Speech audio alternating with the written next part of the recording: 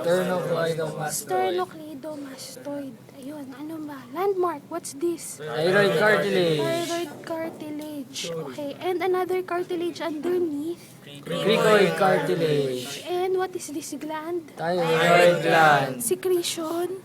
Thyroid hormone. Depends. Calcitonin. Follicular para follicular. What is this bone? Hyoid. Saan na yun? Saan? Basta pag... Basta pinis. Ito, nakakapa. Nakakapa. Parang. May pa ganun. Basta yun yung bone ng tongue. Base of the tongue. Anyway. Okay, yun ay mga landmarks natin. Okay, kapag may nakita ka na straight siya. Ito. Ayan, sinira-sira eh. Straight na pa ganyan, coming from sterno to hyoid. The name is sternohyoid. Ito siya, nakat lang. Ito yung connection. Saan yun dito? Ayan. Tapos, again, yung direction ng sternocleidomastoid pa ganyan. Meron siyang nakakross na muscle. And what is this? Omohyoid. Okay. Next, superior belly of the omohyoid. Ito. Ano nga ulit to? Thyroid cartilage. The muscle going to, ano nga to? Ayun, going to hyoid. Nakatabi. Thyrohyoid.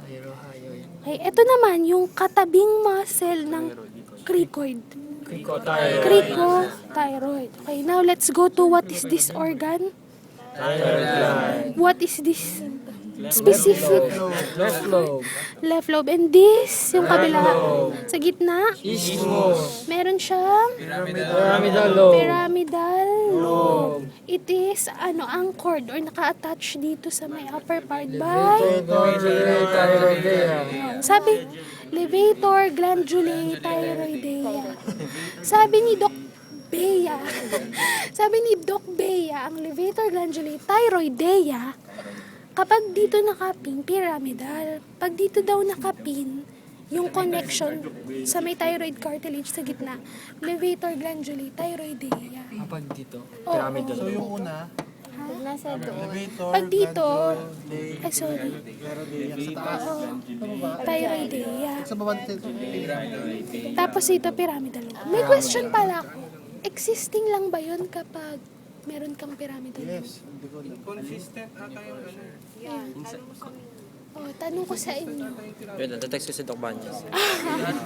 Ayun, anyway, hindi ko rin alam kung search na lang kung meron ka bang levator thyroidea.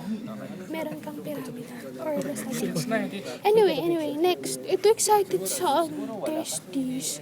Okay, located posterolaterally sa thyroid gland.